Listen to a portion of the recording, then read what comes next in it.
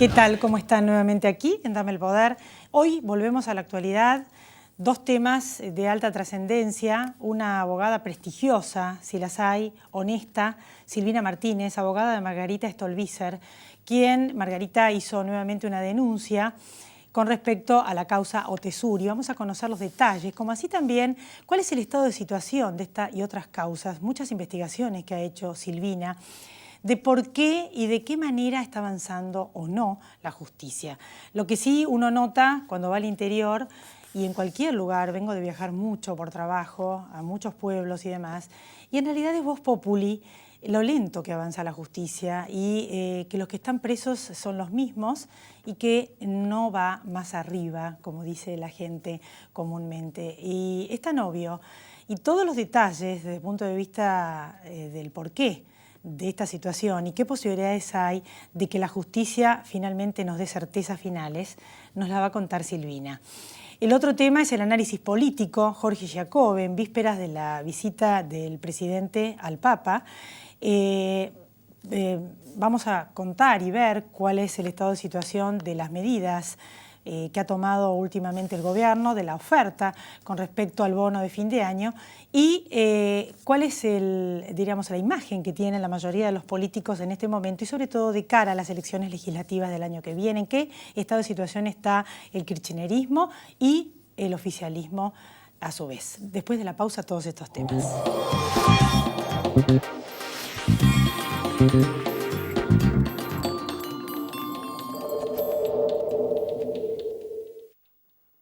Auspicia este programa Banco Provincia. Vamos a desconectar, a cafetear, a pedalear. Vamos a morfar, a enamorar. Vamos a disfrutar la ciudad. Buenos Aires Ciudad. Vamos, Buenos Aires.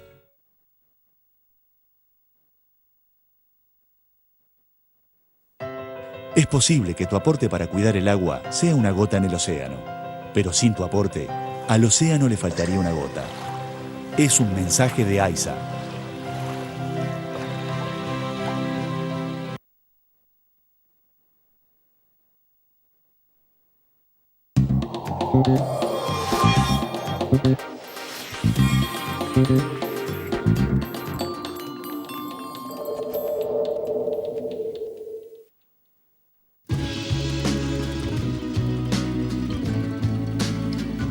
Aquí estamos, Dame el Poder. Gracias por venir, Silvina Martínez. Gracias a ustedes. Bueno, en realidad la nueva denuncia, ¿en qué consiste? Ya es de público conocimiento, pero queríamos conocer los detalles. Sí, hicimos una ampliación en realidad a la causa Otesur, la famosa causa, la que primero hicimos que en el año 2014. En esta oportunidad lo que decimos en esta causa, donde se investiga en realidad las maniobras con los hoteles de la familia Kirchner relacionados con el empresario Lázaro Báez, acá lo que pedimos que se investigue es algo tan simple, tan básico y tan burdo que hemos detectado sobre la base de papeles que están adentro de la causa.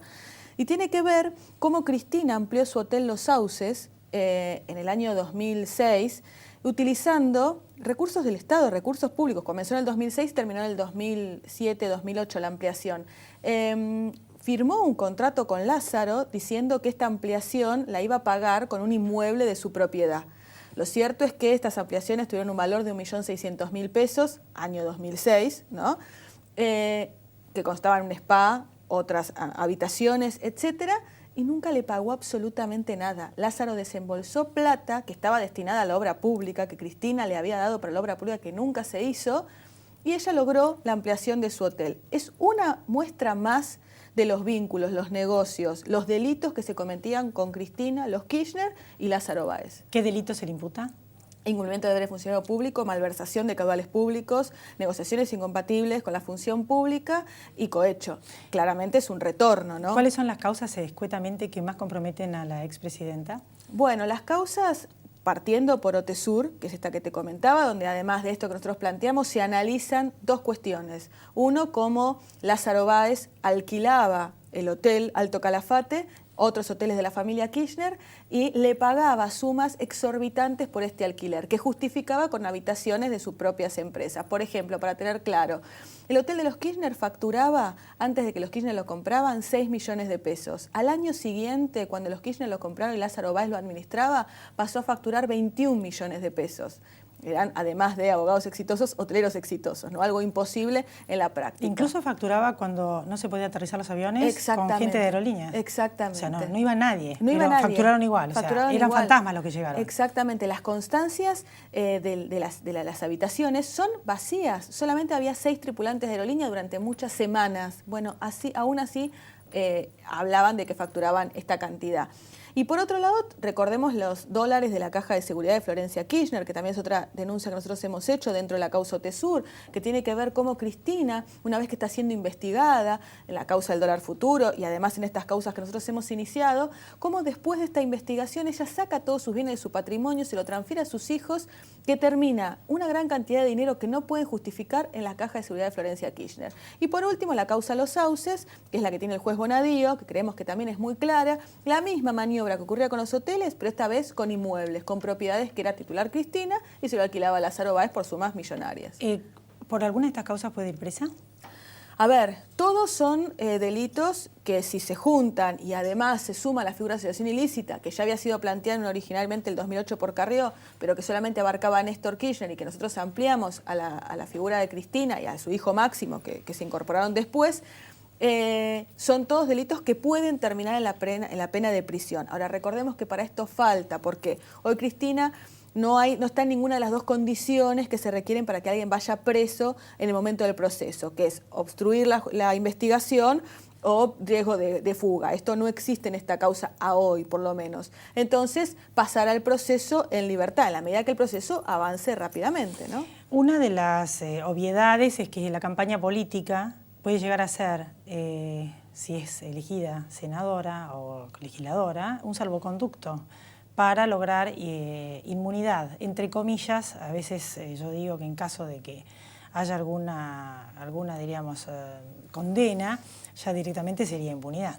Es que lamentablemente es así. Bueno, esto tiene que ver con la demora que lleva la justicia. Nosotros hace 10 meses que cambió el gobierno. Esperábamos a esta altura, digamos, otra reacción de la justicia. La justicia tuvo que haber actuado en el periodo de gobierno de los Kirchner, claramente.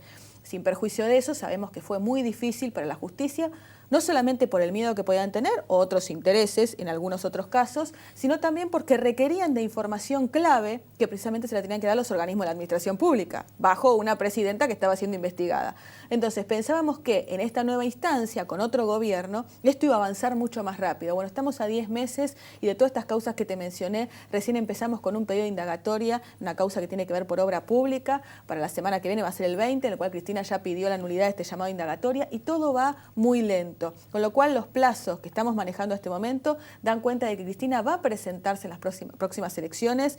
Aún en esa presentación dudo de que llegue a estar procesada antes de la fecha límite de cierre para presentar las listas.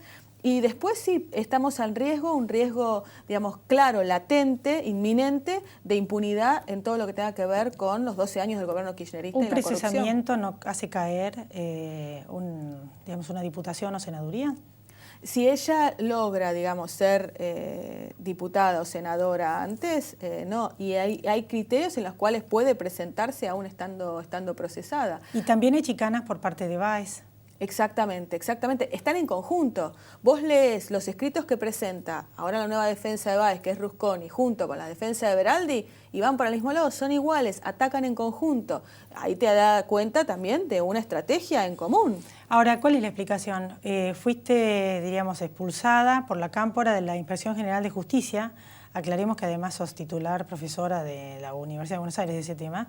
Y todo esto que pasó en el kirchnerismo, ¿cómo no se desarticuló? ¿Cómo no están brindando información fidedigna? ¿La Inspección General de Justicia no lo está haciendo? La IGJ, a ver, tenía un cepo informativo que había impuesto a partir del caso Chicone. Yo me niego a este cepo, yo era la persona responsable a cargo de un montón de áreas, de lugares, que precisamente era quien terminaba la responsabilidad si esto no se cumplía, iba en contra de la ley, me niego y bueno, después de meses de hacerme la vida imposible, la cámpora decide echarme del lugar. Yo denuncio estas circunstancias en diferentes lugares, fueron muchos años de lucha, esa es la realidad.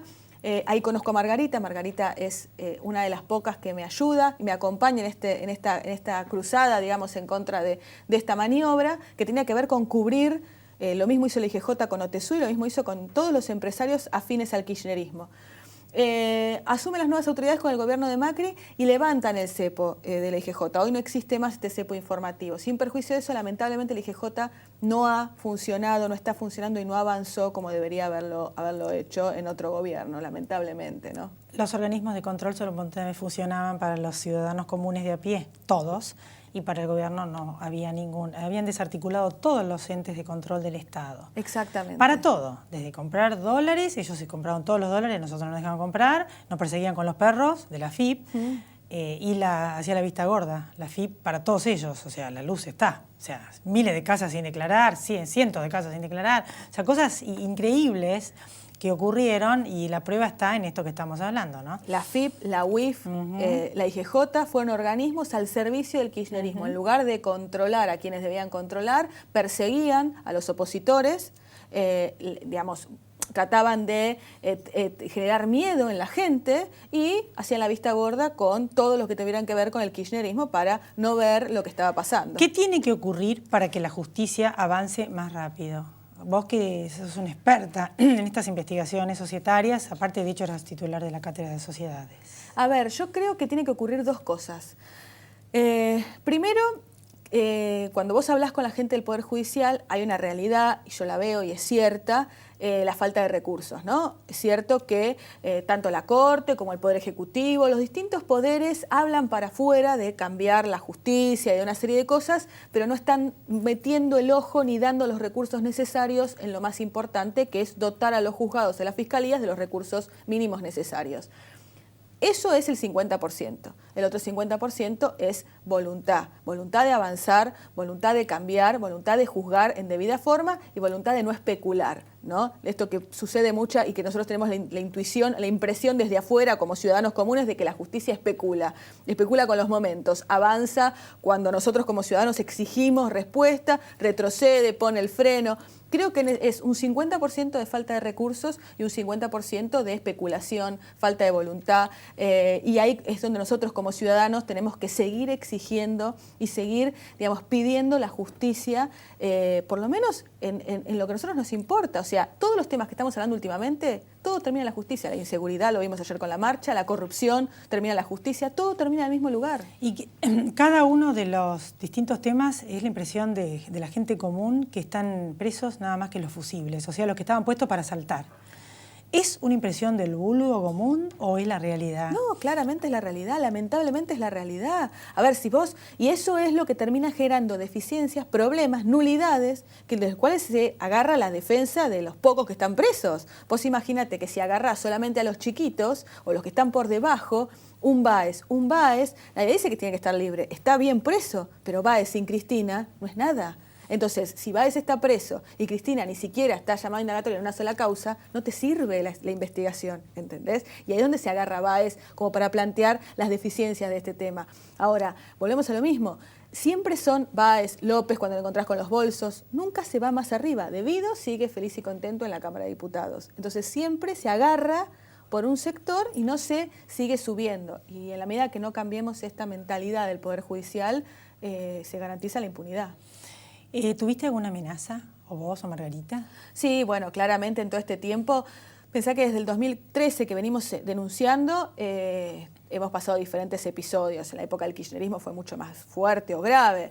Desde que tuvieras Twitter de la Casa Rosada, el Twitter oficial de la Casa Rosada, insultándote, a mí han llegado a publicar en el Twitter de la Casa Rosada la dirección de mi estudio jurídico y la foto mía para que los militantes vayan a escracharme. O sea, imagínate que hasta este extremo se llegaba.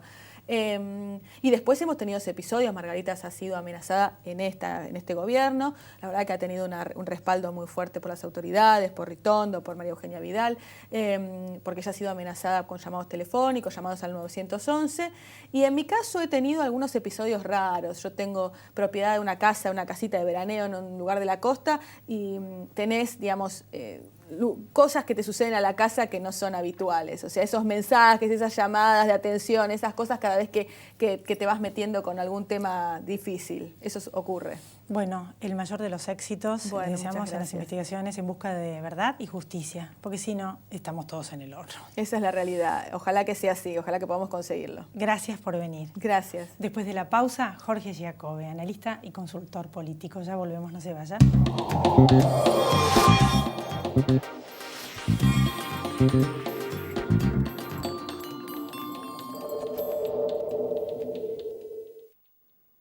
Auspició este programa Banco Provincia. Grupo Petersen, desde 1920, construyendo el país.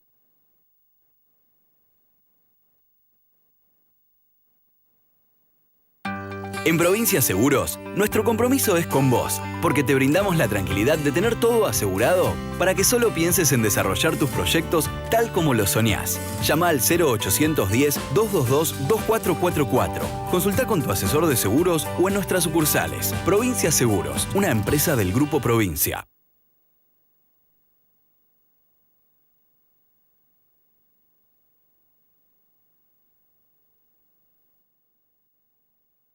Sí a 3 hospitales con más de 50 especialidades. Sí a 9 centros de atención primaria y promoción de la salud.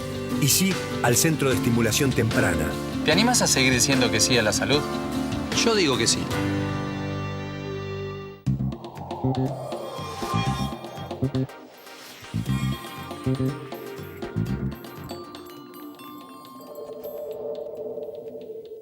Aquí estamos en Dame el Poder. Gracias por venir, Jorge Giacobbe, un lujo, como siempre, nuestros referentes hace muchos años.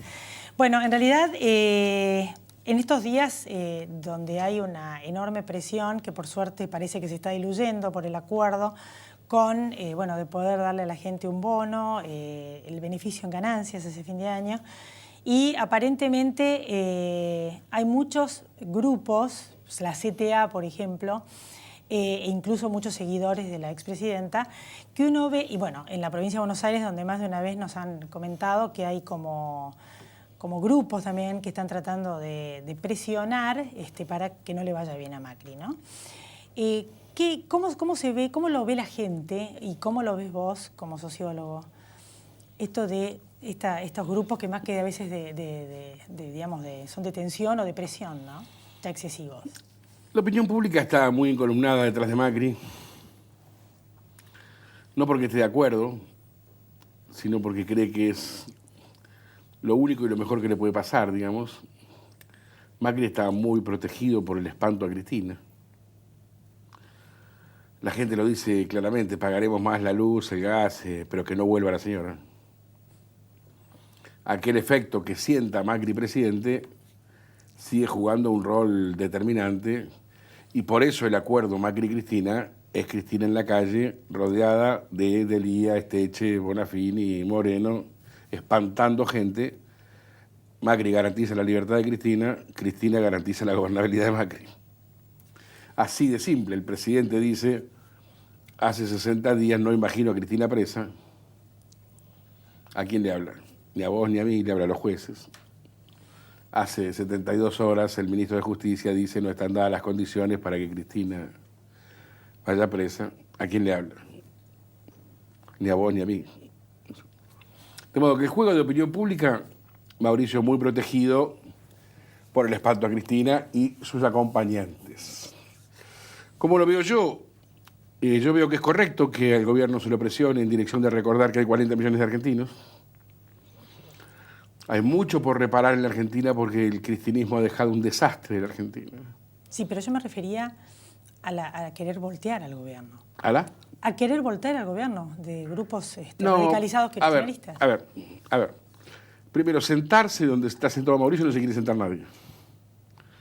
Primer límite. Incluso ni Mauricio. De modo que voltear al gobierno, olvídalo. Independientemente de que parezca, de que todo el mundo quiere que Mauricio sea el que hace, entre comillas, el trabajo sucio de ordenar los números para que los asaltantes del Estado puedan volver, digamos, con un Estado ordenadito y con los números en orden y las cajas más o menos en orden. La historia de siempre. ¿Cómo? Nuestra historia. Esa fue nuestra historia. Claro. Entonces, los asaltantes asaltan, un antipático ordena y los asaltantes vuelven, digamos, como bomberos de su propio incendio, ¿no? El juego es ese, de modo que por eso ningún susto, tranquilos que hay todo tipo de mente en la Argentina, pero nadie para ir a ordenar los números. Digamos, para llevarse los números, las cajas, los bolsos, para robarse todo lo que sí, para eso sobra.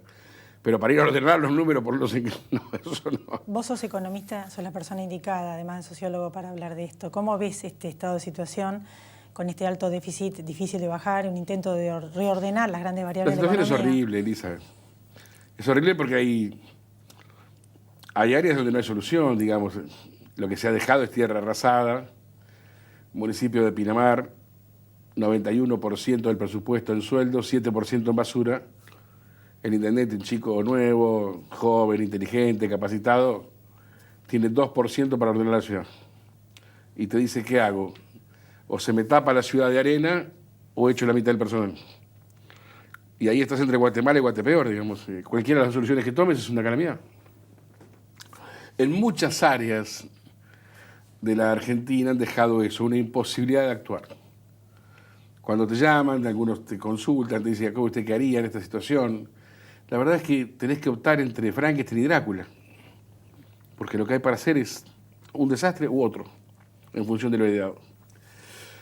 También es cierto que una parte del gobierno viene de familias que nunca han tenido frío, que nunca han tenido hambre, que nunca han tenido necesidades, que nunca han pisado barro, que nunca le han dado la mano a un pobre, es decir, hablan de la pobreza como si fuera un indicador económico. Esto me lo decía el Papa en Roma hace 2 años, en el 2014, y me decía, le fuimos a decir que Scioli no iba a ganar las elecciones, y me decía, pero esta gente entenderá lo que es el dolor, entenderá lo que es la necesidad, la urgencia. El Papa temía que el gobierno de Macri abriera la brecha entre ricos y pobres más que lo que ya estaba dramáticamente abierta hace 2 años atrás. Esa es la razón por la cual hay tanta observación mediática y tanto... Y en eso me parece bien que se presione. Puestos en esta visita del presidente al Papa. En ese sentido, Elisa, me parece bien que se le recuerde al presidente, a los ministros, que son muchachos leídos. Hoy tenemos un staff de funcionarios, ninguno es del IA, por ejemplo. Todos leen y escriben todos. Algunos están muy formados en el exterior, casi todos conocen de los temas para los cuales han sido... Del IA es docente. ¿Cómo? Es docente. Sí, es docente, pero eso no garantiza nada. Para ser un animal no hace falta, se puede ser desde cualquier título, digamos, ¿no? Para ser un bruto se puede ser con título, tranquilamente. La Argentina tiene infinidad de casos de bruto con título. Infinidad. O sea que es importante que esta mirada del tema social, y esa es la relación de por qué es tan mediático la visita del Macri al Papa. Bueno, o sea, ¿tiene que ver un poco con todo esto? El Papa se da cuenta que puede ser utilizada su presencia, que de hecho lo va a hacer, lo quiere evitar. Eso no significa que retroceda en su afán de convencerlo a Macri de que recuerde que hay un 40% de la población debajo de la mesa. Porque tenemos que ajustar, tenemos que achicar, tenemos que gastar bien, tenemos que parar el gasto mal incurrido, pero tenemos que llegar al final de la historia de la buena administración con 40 millones de personas vivas. Claro, porque en el interín el riesgo puede ser claro. La situación y esto los encuestadores lo vemos, Elizabeth, lo que se ve en el conurbano bonaerense, en el Gran Rosario, en el Gran Mendoza, en el Gran Córdoba, te lleva a interrogarte. Hace muchos años que encuestamos y hace muchos años que vemos pobreza en la Argentina, pero muchas veces nos preguntamos si esto tiene retorno. Esa es la pregunta, que sos la persona indicada, una de las pocas, para responderme.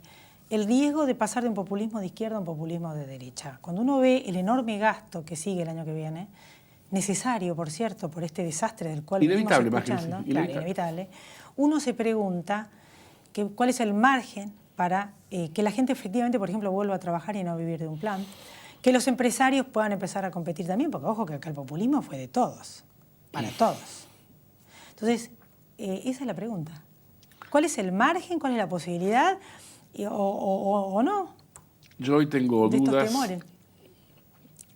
de que lo que uno ve en la Salada los domingos a la mañana, por ejemplo, le recomiendo a todo el mundo que vaya a la Salada. o que vaya a hacerse un paseíto de fin de semana al conurbano bonaerense o al Gran Rosario, para darse cuenta de que no tiene objeto pelear por tener $1000 más en la caja de seguridad si le van a cortar el cuello a tu hijo en cualquier esquina. O traemos de vuelta a la mesa el 40% que está debajo de la mesa, o dejemos de ahorrar porque no va a servir para nada. Así de simple te lo planteo.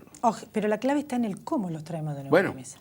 Después, el cómo, con este enorme gasto y con este enorme subsidio, no es sostenible en el tiempo. Es el populismo. Me parece que la primera conclusión es que tenemos que traer a esa gente de vuelta a la mesa. Que es lo que plantea de alguna manera el Papa. Te está hablando un tipo absolutamente ateo y anticlerical como yo, ¿no? Pero el Papa plantea todos a la mesa, todos al colegio. Ahí empieza la disputa, dice el Papa. Ahí empieza la competencia. No empieza sobre el 40% que está bajo la mesa y sobre el 35% de chicos que no van al colegio. Empieza después de que eso está dentro del sistema. ¿Y cómo haces para que gente que estuvo 3 generaciones sin trabajar vuelva a trabajar? Primero propongámonos cuando es más la gente que no trabaja que la que trabaja. Totalmente. Primero propongámonos que esa es la tarea. También es cierto, Elizabeth, lo hemos analizado muchísimo y lo estudiamos muchísimo. Decís bien vos, es más la gente que no trabaja que la que trabaja. Ahora, el salario promedio de la Argentina es 9.000 pesos, Elizabeth. ¿Trabajar para qué? Cuando vos eras chica y yo era chico, cuando yo era chico vos todavía no, pero muchos años después cuando vos también fuiste chica, el tema era, mamá nos decía, estudiar para ascender socialmente, trabajar para la dignidad. Ninguna de las dos cosas es cierta, Elizabeth. Ni estudiar ni recibirte significa el ascenso social, ni trabajar significa poder bancar tu casa. ¿No? Tu abuelo, con un solo salario, bancaba a tu abuela y 5 o 6 hijos y compraba su casa. Hoy una parejita donde trabajan los dos no paga un alquiler. Entonces, la pregunta abajo, donde duele, donde le preguntás al tipo que no trabaja por qué no trabaja, es esa, y te pregunta, ¿y para qué? Y para concluir, como sociólogo y economista, ¿cómo se logra esto que me estás diciendo, ¿no? ¿Cómo hacen para no pasar efectivamente de un populismo izquierdo a uno de derecha? ¿Cómo se sale de hacer los deberes, ¿no? Un minuto me queda. Bueno, eso tiene otro precio. Preguntar cómo es otro precio.